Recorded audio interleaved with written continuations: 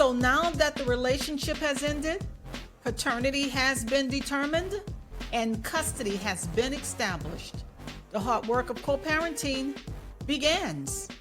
If you're ready to stop the drama and work through the trauma, it's time for Co-Parent Court with your host, Judge Rochelle Jackson.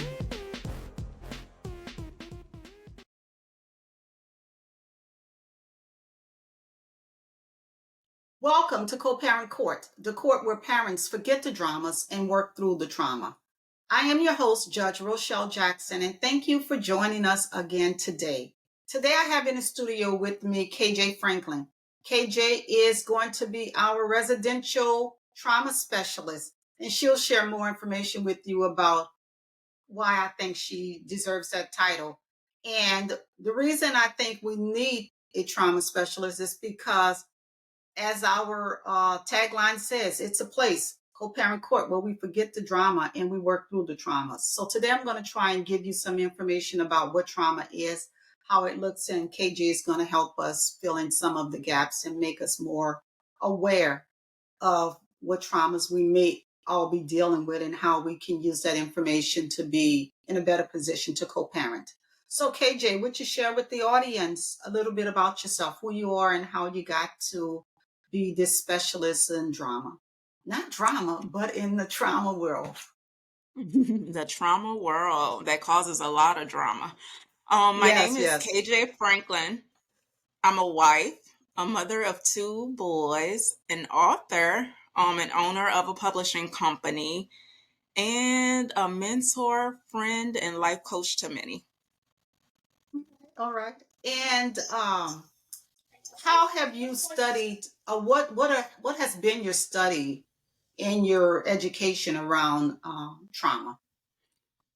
I have a vast background in healthcare. I've been in healthcare about 20 years, worked as a pathologist. So I've seen the inside out of how trauma affects many people's bodies. I've done a few autopsies on things in that nature.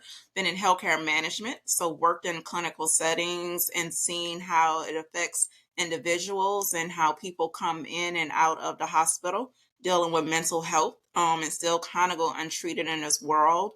And I've decided to get my doctorate degree in community counseling and traumatology, just because I felt like there was a need in our city to educate those that comes from different backgrounds and that's not always privy to be able to afford counseling, but be educated on mental health and educated on the effects of trauma and how it affects the community and some of this behavior that the city of New Orleans itself is experiencing from the youth and individuals that still may be suffering from trauma from Hurricane Katrina, although it has been several years past.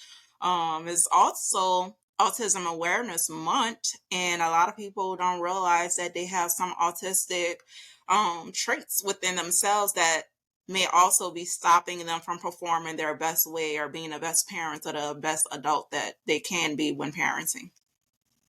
All right. So when I met KJ, and I'm always trying to figure out what skills, what information could be shared with parents so that they could think about how they can effectively co-parent so that children get the best from both parents. And often when in my professional life, I identify what I think is, I call them issues and some type of trauma, but I'm not trained in trauma. I just think I can recognize when people need some assistance in to suggest only that they see some professionals. But KJ is going to share with us in layman's terms so we can first take a look at ourselves to see whether or not we recognize any of those traits and then reach out to get some professional guidance. But at the end of the day, our goal is to try and share with parents some information so that they can be better co-parents. So, KJ, how is trauma defined? Trauma is simple.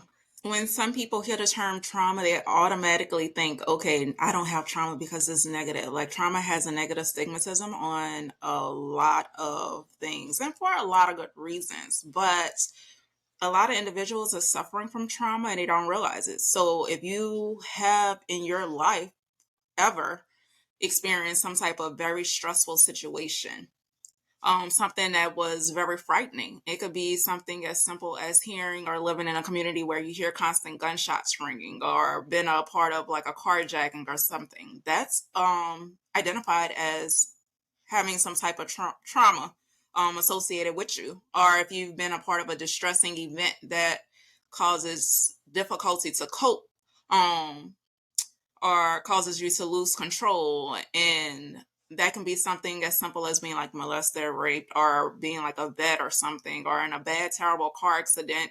That is another force of nature of trauma. What some don't realize, trauma can also be associated with domestic violence. So if you was raised in like a household with individuals that have um, domestic violence, and it don't naturally had to be like your mom or dad, fighting each other, but just a constant yelling, um that can carry on as traumatic events because it's something that frightened you, and then you went into some kind of cold, stone nature just to cope and deal with that. And it has some type of outer effects that you don't even realize that you may have. And when you get into civilization and you hear somebody speaking of a loud tone with you, your natural coping response is could be positive or negative, effect. So trauma is anything that can seem distressing or frightening to you. And I was doing when I was doing some reading about trauma and just listening to other people speak about it. And as I hear you, there's no number of occasions that any of these instances have to occur. It could be one instance that becomes a traumatic effect and has an impact that what would be classified as trauma, or it could be an ongoing series of events. Yes, Judge. Would that be correct? There's three types of traumas, an acute, chronic, and complex. So something that happened once, maybe you've been bit by a dog or chased by a dog up the street. That can like fall into a category of something that's acute from like a single incident. Then you have those chronic traumas that's like a repeated and prolonged, such as like the domestic violence or abuse type of thing. Then you have that complex trauma where you was actually exposed to a variety of things and had and seen multiple traumatic events or like some kind of invasive intrusion or something like that, then that becomes more complex. And that's where you see like individuals that's living in a community that's surrounded by like gun violence or drugs or something like that, and they're constantly seeing their neighbors, their friends, their classmates and stuff die or whatever, and kids are experiencing that type of complex trauma, but they have normalized it because they say that's the environment in which I lived in, but it's undiagnosed complex trauma. And how is trauma diagnosed? What would you suggest to a person who, and listening to you, think, wait, I may have some trauma, or some identified trauma, self identified. Now, what is the process of having trauma properly diagnosed? They actually have something that's out called the ACE test. And you can take a ACE test. It's online. They have numerous things or whatever, but just understanding ourselves as like adults and revisiting childhood, when you take the ACE test, it kind of lets you know, okay, I have experienced adverse childhood experiences. And that's what ACE stands for, adverse childhood experiences. And it helps you measure your traumatic experiences and examines a relationship between adverse childhood experiences and adult health and social and family separations or mental ACE study conducted. A lot of people don't realize they have trauma, but if a situation triggers you in any manner, that's a sense of trauma. If you're walking down the street and you hear a muffler or something ruffle and you jump or you feel a tingle in your heart, that's a sense of trauma. If you're in a gas station trying to pay for gas and someone irritates you because they're taking too long um, to pay for something in front of you, and you notice that you have a lack of patience or you're always irritable, that's a source of trauma. If you feel that you have to always be front and center of something and or it doesn't validate you, that's a source of trauma that you have. If you see that you think that you're a homebody, or you're always tired and fatigued, but that's just your natural nature and yourself, that's a source of trauma as well, because no one is made to just be indoors all the time or whatever and just, have that lazy sense of tendency. So it's unresolved trauma that people have adapted to just being in regular life, and they're like, oh, that's just me. I have a temper problem, or I'm just always angry, or I don't have patience, or I have bad nerves. You do have it, but it's because you're being triggered from something that's unidentified, and you just have not went through the motions of learning to cope with it. All right, that's a lot, KJ. I meant that you touched on many things that I've seen, that I've experienced, and it's like you don't equate it to trauma, right? So I Yeah. can't wait to get into the conversation about, once you identify the traumas, what are some avenues to work through those, but we're not there yet. Mhm. Um, we also, earlier we discussed that we were going to look at some childhood traumas. So, have you thought about or identified what is considered childhood traumas? Mm. Yeah, so recognizing to see if you have childhood trauma and whether or not it's affecting your adult life is something that many has issues with recognizing, because nobody wants to decipher or find a problem or issue with themselves as an adult. So when you sit down and just think to see if you have some form of childhood trauma, because of course a child is not going to recognize, hey, I'm in a traumatic era. So as a child, yes, you didn't recognize that you was going through something traumatic. You just was in kind of a fight and flight mode. You were surviving. You was doing what you thought was normal. You was living in an environment that you thought was normal because those adults that were surrounded by you um taught you that, and or you entrusted them, so you were just going through the motions. And sometimes it's not until you are in an adult situation or you're in a work environment, a social environment, where you can really see the effects of childhood trauma. As started stated previously, you will know that you have experienced some type of childhood trauma when you notice that you can't genuinely be happy, when you can't really gain relationship or friends, or you constantly have issues with friendships, with marriages, with dating. Um, if you can't keep a job, or if you can't pick a profession that you're comfortable with, those things are huge signs that you had some type of childhood trauma and you haven't healed from it, and is affecting simple factors such as your happiness, such as relationships, and such as professional and social behaviors. When I Sometimes, Go ahead, I'm sorry, okay, and go ahead, sometimes KJ. childhood trauma can also be identified in adults with eating disorders, oh, I just love to eat, or oh, I don't want to eat that for some reason, so they can be like overweight. Sometimes that could be related to childhood trauma, or underweight. Sometimes that could be related, or I just don't like the way I look, so I want to go get a BBL, or I got to get my hips or my lips done, or whatever, all of that is also signs of childhood trauma. No matter what you do, it's never going to appease you. No matter what hairstyle you get, what wig you wear, what lipstick or what haircut you do, or how expensive of a shirt or purse or shoe that you wear, or how fancy of a car that you get, if you got to constantly keep on changing it. And although some people do love it and have hobbies in that, but if you got to keep constantly changing because you're never satisfied or happy with the outcome, that is also identified as unresolved childhood trauma, because nothing is satisfying to you. So often, or too often, again, I get to see what I believe, or parents having to navigate raising a child as they have not recognized their uh, issues of childhood traumas themselves.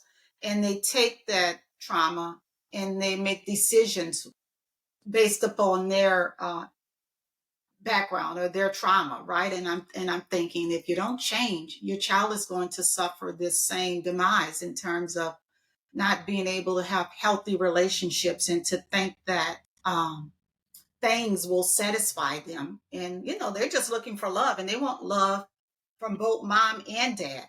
But when you have this traumatic experience that you bring in with you that you haven't navigated through, it blocks you from being the best parent that you can be to make sure that children have access to both of their parents. I So that's why I wanted to have this series, and it's so much that we broke it into three. So this is just the first intro as to recognizing what trauma is, and eventually we'll get to what are some of the solutions and suggestions for people to deal with the trauma. Again, with the hope that they will become better co-parents so that their children, as once they become adults or as they're going through it, they're not necessarily reflecting on the traumas of that they were exposed to because parents didn't make the best decisions in raising them. And when I think about best decisions in healthy relationships, I would say that both mom and dad should have access to children because children need that. And when you're blocking that or you're denying that, why are you doing that? Like, what experiences are you dealing with or haven't dealt with that says that this other person shouldn't be involved in your child's life? And I see that as some trauma that's been unaddressed. So we'll talk about that. Um, you also said, and we often hear when you talk about the diet and that's associated with trauma too. When you were raised and the parents are making you eat everything on your plate, right? And then you Yes. develop this concept of I have to eat everything, I can't throw anything away because there are children starving across the world. Yes. Or when you look at yourself and you're being bullied and called names, about how your appearance is, and then you embody that. And now we have this social media generation where we have filters on cameras, and it makes us look a certain way. And every time I look in the mirror personally, it's like, I don't see that. So I'm never satisfied with what I see. But part of that is based on the trauma that I got as a child from my parents and the people Unresolved who. trauma. Yeah. Right, right. So it's like, how do you resolve it? And Um, and I'm sorry. Yeah. are we Unresolved there yet? trauma. Yeah. I We'll mean, talk I could about touch up. unresolved. Okay, okay. Yeah, let me go ahead and add that unresolved trauma being brought into relationships. As you stated, children just want to be loved and feel love. There's a lot of adults that goes into relationships. They want to be loved, but they may have felt love differently.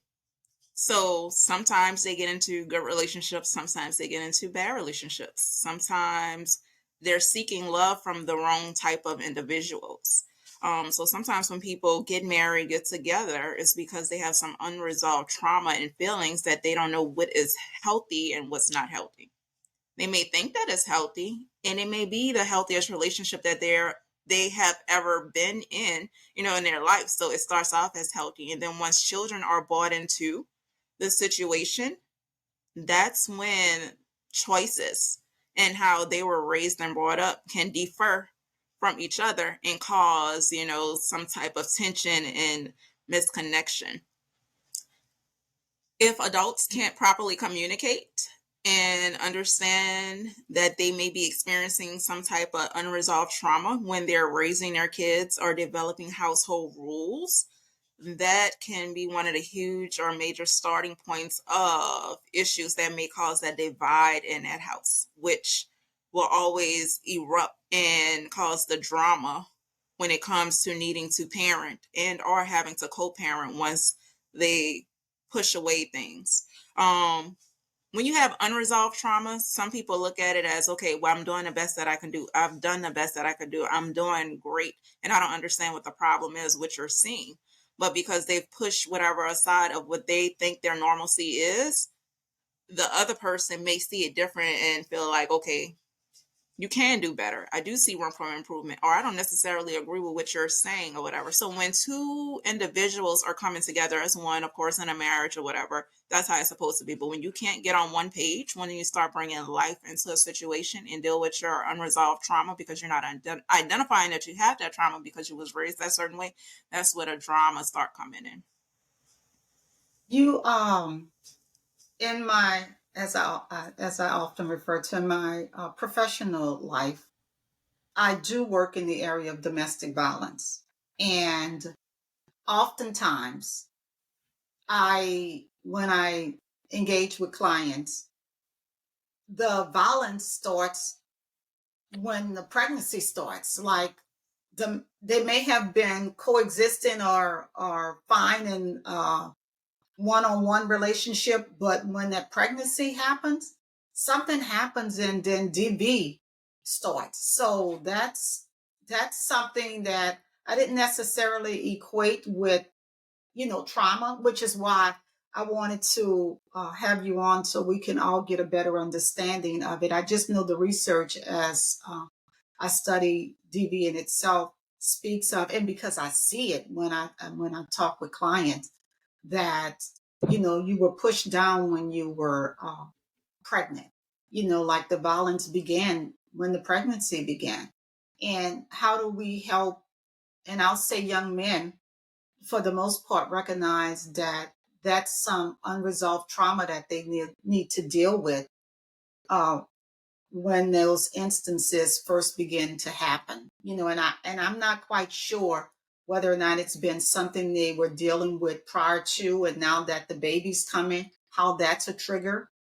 But we can probably have a whole session on that, and we probably need to, about Oh, uh, the effects of trauma. So let's get into the impacts, because I think that may be an impact. I don't know if you can connect what my um, thinking was.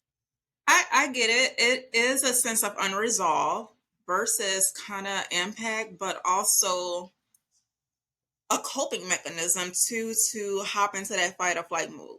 Everyone is happy once you have a baby and a pregnancy hit. Individuals are great at separate entities, but sometimes DV will start up because that father feel like, okay, I have all this antsy energy. I don't really know what to do with it. But I got to protect my family. I got to protect my wife. I got to protect my girlfriend and that baby that is coming. So depending on what they dealt with as a child, depending on what they've seen as a child, depending on individuals who they've been around, people that they associate, social environments, the culture in which they're currently living in, it puts them in a fight and flight mode where that stress hit that is triggering, and is this that anxiety is going to hit, and it's not always in a positive nature, but they're building up a sense of shelter, a sense of protection, a bubble for their family. So they're not looking at it that, okay, I'm being violent in nature. And it may not be anything such as pushing someone down. It can be something as, okay, you can't leave the house, or I need you here at a certain time, or I don't want you around such and such because I have to protect my baby and I want you to be in the safest places ever. And individuals don't recognize that that's a sense of domestic violence as well as being more physical. In addition, sometimes the patients change because the woman is going through hormonal imbalances and changes. So sometimes her change with her hormones can kind of be much on the partner. So if she's very emotional, if her needs and wants is becoming overwhelming, or if the money and stuff isn't right, or the bills and stuff isn't paid, that's putting extra stressors on that individual. And it's could be bringing back some unwanted or unresolved trauma that they once experienced, but it was hidden in their bones that they never realized that they grew up with, or just within a community, and it may cause them to do things that's gonna later on impact their homes worse, or put them in a place of, jail or something that's gonna place a divide within a home later on. So it does start at birth.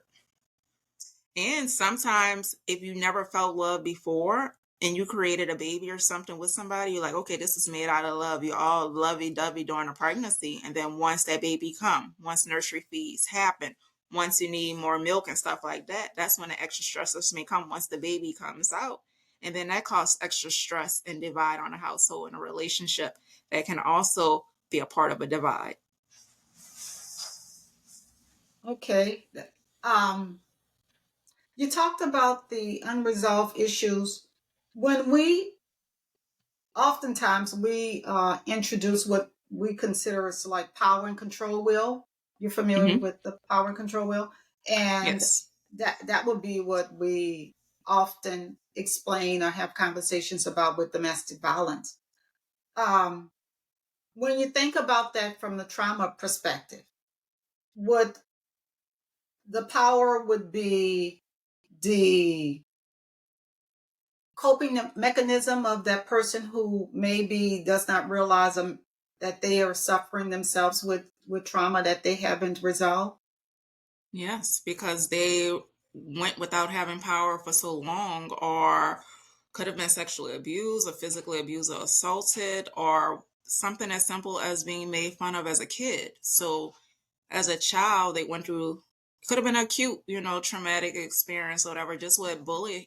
And now that I'm an adult, the man of my household, the woman of my household, I'm exerting this control, this power, because now I'm telling you what I want done, whether or not it's feasible or not feasible. But now I have the ability to dictate something to somebody. This is a creature that I made. This is something that I made. And now I can, you know, say how I want it to be, so that dictatorship becomes a power, and that person develops a control issue because they once was not in control or not able to be in control at some point in their life. And now they're very assertive now.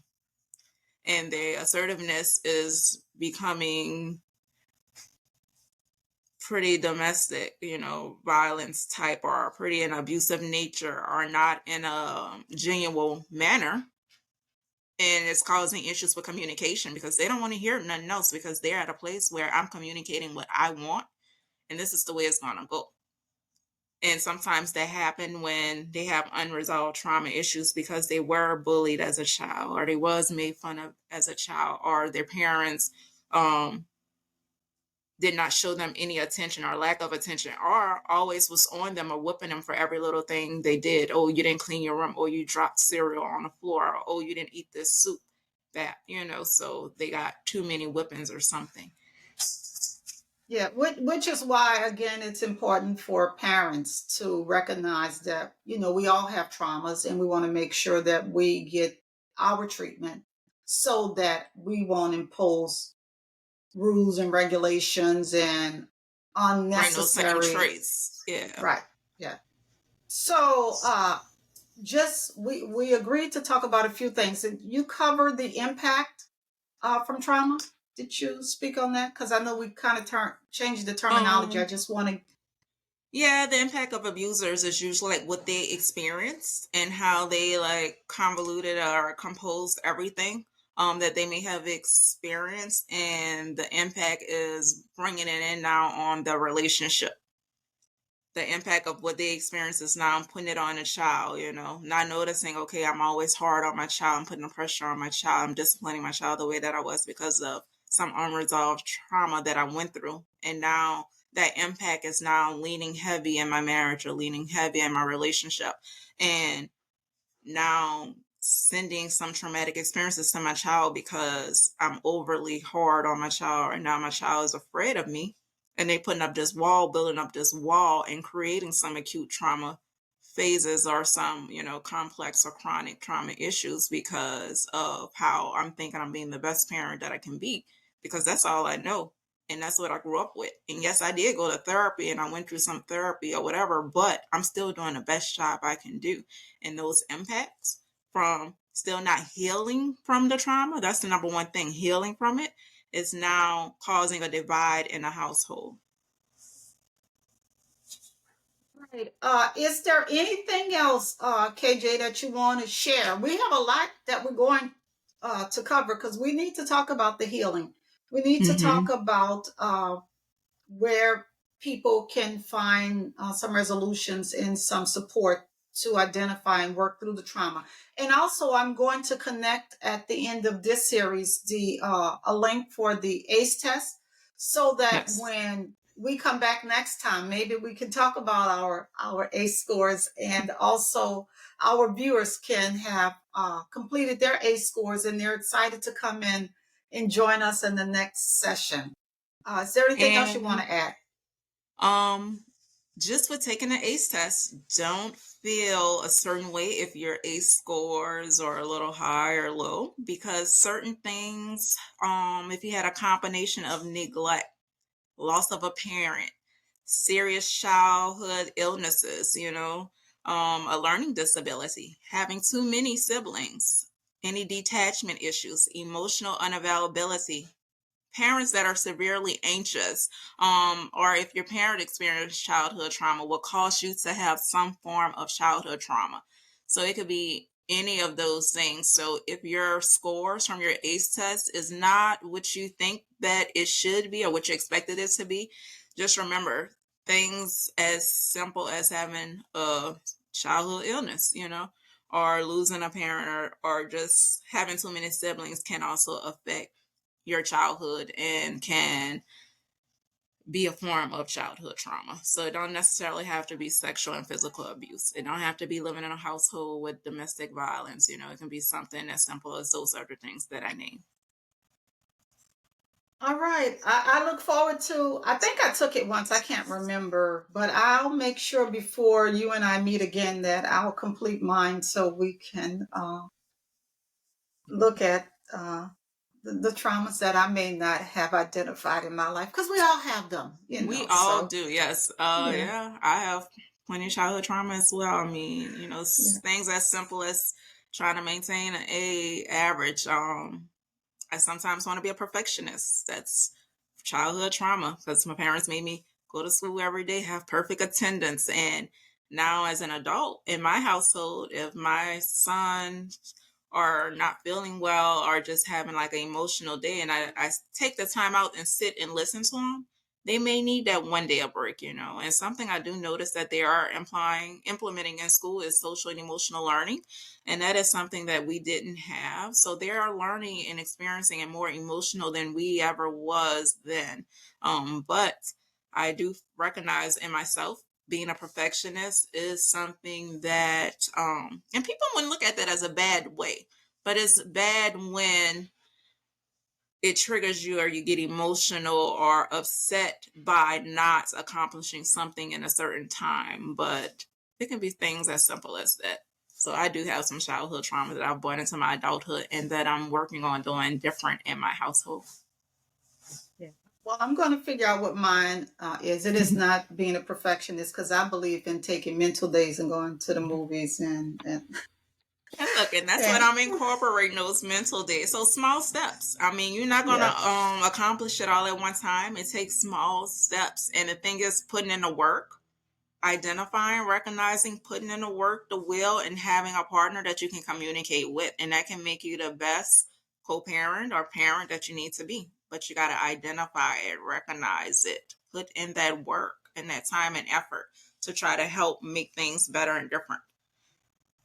Well, as we said here on Co-Parent Court, it is the show where we want parents to um, stop the drama and to work through their trauma. So I think this is an excellent series. I thank you for joining us and sharing with our audience and seeking to help educate them and me about identifying traumas, and then we could figure out how to navigate and negotiate that so that our children get the best from both mom and dad.